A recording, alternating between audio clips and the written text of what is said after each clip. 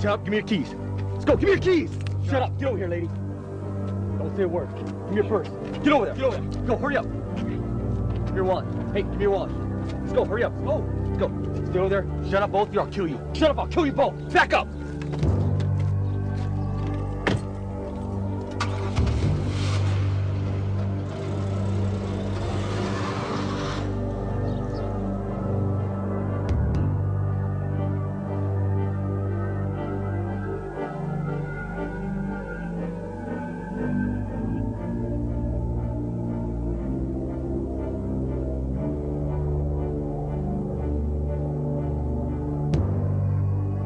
Are you doing everything you can to ensure your personal safety? Are you aware of your surroundings, and do you pay attention to the dangers that are around you? What steps are you taking to prevent yourself from becoming a victim of robbery, burglary, or sexual assault? Hello everyone, I'm Officer Andrew Woods from the Moreno Valley Police Department. For the next few moments, you're about to see a video intended to provide you with important information on what you can do to increase your personal safety and hopefully avoid becoming a victim. Before we begin with the personal safety information, you need a little background information on what to do when witnessing a crime. First and foremost, stay calm. Remember that your personal safety is the #1 priority. If you're not involved in the situation, don't get involved. Your involvement may only escalate the situation and make matters worse. Memorize and/or write down details of what you're seeing regarding suspect and vehicle descriptions. And most importantly, call 911 and report the crime. Now that you have that background information, please join us for the next few moments as we learn how to better protect our personal safety. Let's first talk about burglary. There is no absolute way to completely eliminate the possibility of your house being burglarized. Remember that the professional burglar devotes all of his or her time and energy into figuring out a way to get into your house and take what rightfully belongs to you. The critical area here is to not make it easy for the thief. We need to put anything and everything we can in the burglar's way so that he or she will go somewhere else to commit a crime. Stop, put that stuff down. Put it down now. Turn around and put your hands on top of your head. Put your hands on top of your head and lock your fingers. What can we do? Well, it's very important to keep the front of your house clear from obstructions. Overgrown trees and bushes provide concealment for burglars to hide. Keep trees trimmed no lower than 7 feet, and bushes in front of your house no higher than 1 to 2 feet. Be sure your address is clearly visible from the street and preferably backlit so that it can easily be seen by patrol officers. Lighting is also very important. Install porch and yard lighting so that anyone walking through your yard can easily be seen at any given time. If you don't have deadbolt locks on all of your exterior doors, get them. Properly installed deadbolts are one of the easiest and most effective ways to prevent a burglary. Keep all rear yard access gates locked and secured. Keep all doors and windows locked and secured, even if you're home. Install an alarm system and invest in that monitoring service. This usually runs about $20 to $30 a month and is well worth the expense. Pets can also be helpful. A dog that barks when strangers approach is a definite deterrent. Work with your neighbors and law enforcement agencies to set up a neighborhood watch program. Our Neighborhood Watch program here in the city of Moreno Valley has a slogan that says it all. Eyes and ears, observe and report with no confrontation. We love nosy neighbors, so know who belongs in your neighborhood and report any suspicious activity before the burglary occurs. Be sure to store all valuables out of plain sight. If you have a $5,000 home entertainment system in the front room of your residence, that may not be the best spot for it. Never give your keys to repair workers, tradesmen, or maids. You should be present while any work is being done on your house. Be sure to check identification of any of these workers before allowing them into your home. Be sure that you know who your kids are bringing into your house, particularly if you have teenagers. They could be checking out your house for a future burglary. Now, I've given you several basic ideas on how to prevent a burglary. But what if you're not home? What if you're on vacation? Let's go to Officer Carl Allen for tips on preventing burglary while you're away. Carl? Thank you, Andrew. It is extremely important for you to have a neighbor, friend, or family member help you while you're away on vacation.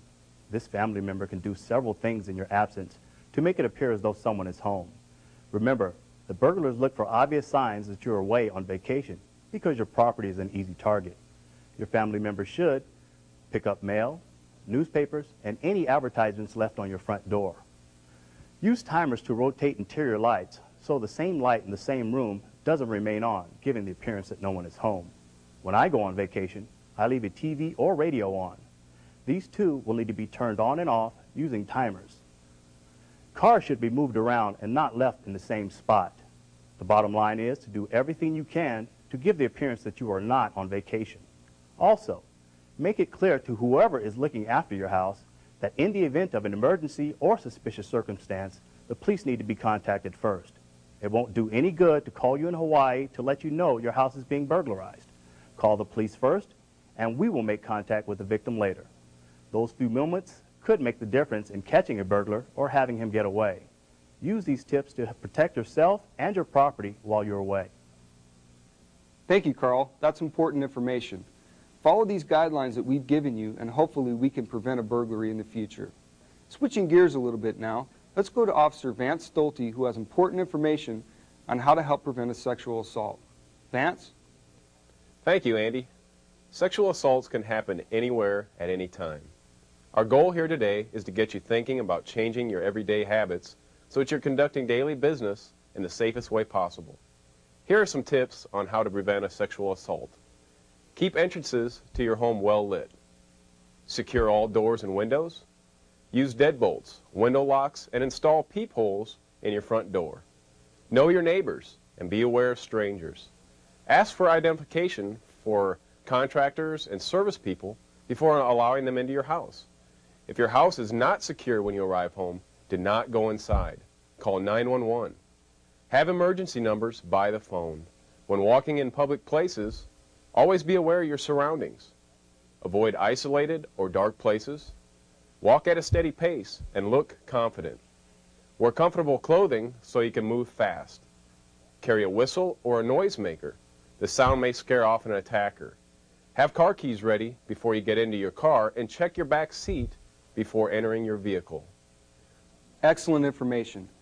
Now that we've discussed burglary and sexual assault information, let's move on to robbery. Robbery becomes extremely important for two reasons: the high probability of injury and the high probability of loss of property. Well, good morning. We're so glad that each and every one of you could join us today to learn a little bit about personal safety. My name is Roberta Wurtenberg, and I work for the CARE program, which is a division of Adult Protective Service. It's my pleasure today to introduce to you Officer Carl Allen. Officer Allen is a 17-year veteran with Riverside County Sheriff's Department, and he's currently assigned to the Community Service Unit. Thank you, Roberta. My pleasure. Good morning, everyone. I'm Officer Allen from the Police Department, and I'm here to talk to you guys today about personal safety and robbery. There's no way we can eliminate robbery altogether. However, there are a number of things that you can do to prevent robbery or to decrease the likelihood that you will be robbed. That's what I'm out here to talk to you guys about today. In the event of a robbery, you must act quickly and calmly. Without preparation, victims tend to panic, which causes a loss of valuable time, reduces the chance to recover property, reduces the chance of an arrest being made, and could create a situation where people are injured. Your initial reactions immediately following a robbery are the key to solving the crime. Follow these safety tips to reduce your chances of personal injury. Remain cooperative and calm at all times. Remain silent and do as the suspect tells you to. Remain polite and composed. Announce in advance any sudden movements that you must make. Keep your hands where they can be seen. Even if you cannot see a weapon, assume the suspect has one and that it is real. Do your best not to cost the suspect time. In a robbery situation, time is not on the side of the suspect. Make mental notes of the suspect and vehicle descriptions. Never try to overpower a robber, chase a robber, or use a weapon yourself. Immediately call 911 and give clear, articulate information to the dispatcher. The immediate things that the dispatcher are going to ask are the suspect's description, a description of their vehicle, their last known direction of travel, if there were any injuries, any weapons that were used. If a robbery occurs at a business, be sure to activate any silent alarms and lock the doors after the suspects leave, if it can be done safely. Also, for businesses, keep your front windows clear of signs and posters, and always check bathrooms and back offices before closing. Review this material often so that you are familiar with it. If you do not plan in advance and know what you will do in the event of a robbery, the chances are that you will panic and make the situation worse. Hopefully, you will never find out. And for the last subject today, let's plan for safety while we're out and about shopping. Here's Officer Vance Stolte with some important tips to remember. We've all heard we should keep packages we've already purchased out of sight in our vehicles to help prevent their theft. There are also some things we can do to keep ourselves safe while driving to shopping locations. Take a friend with you or let someone know where you are going. Plan your route out in advance. Drive with doors locked and windows rolled up. Check the back seat every time you stop and re-enter the vehicle. If your car breaks down, stay inside your locked vehicle with the windows up. Call for help on a cell phone if you have one. Do not open a door if someone stops to help. Do not stop to help others. Call for assistance from a safe location. If you believe someone is following you, drive to the nearest police station, fire department, or open business. And here are some other things to do at the shopping center. When pulling into a parking lot, check for loiterers or any suspicious activity. Park in a well-lit area and move packages out of plain sight. Do not take shortcuts through vacant parking lots. Be alert to your surroundings. Carry your purse under your arm in a secure manner. Avoid carrying excessive amounts of cash. Use check cashing or ATM cards instead. Try to avoid ATMs at night unless they are inside a store. And again, always have your keys ready when you get to your vehicle so you can get in without fumbling. But first, check behind the seats to make sure that no one else is in your vehicle. Another very, very important thing to remember is to never leave your children or grandchildren unattended, or to send them into a restroom that you have not checked first. Another good idea is to establish a pre-arranged meeting place with your children in case you get separated. Thank you, Officer Stolte. I hope that you will remember and practice what we've learned today. Use these tips, incorporate them in your daily activities. Be alert to your surroundings and pay attention to those dangers that we've pointed out. If you have any additional questions, please feel free to call your local law enforcement agency for assistance. Thank you for watching, everyone, and stay safe.